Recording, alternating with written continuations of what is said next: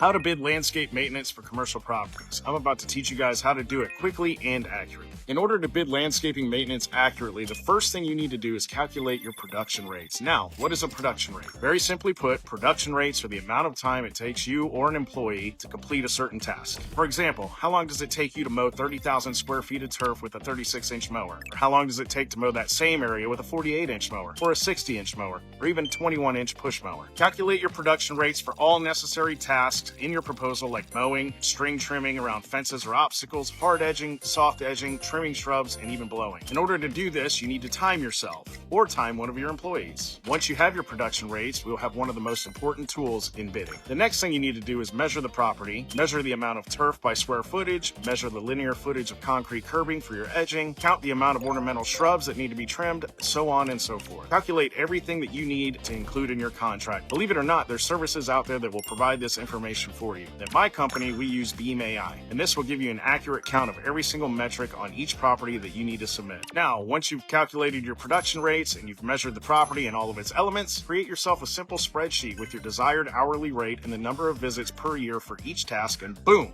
There it is, your entire proposal calculated using precision and data and not guesses. Now, there are a couple things to consider, like difficulty. For instance, mowing on flat ground with no obstacles will be much faster than mowing on a slope that has obstacles like mailbox posts, light posts, or tree wells that you have to go around. So consider that in your spreadsheet. We use a difficulty multiplier. There is some trial and error to refining that, but make sure you include it. It's super important. Another important thing to consider is dead time on property. You can calculate the amount of time that it'll take you to edge, but you must consider the amount of time that it takes you or your employee to get from area A to area B to area C and to and from the truck. Each task will have a certain amount of time that your employee is working, but not actively performing the task, and you've got to consider this and put it into your quote. I hope this helps, and I do have a promo code for you, NGLM50, if you want to start using Beam AI like we do and bid with confidence.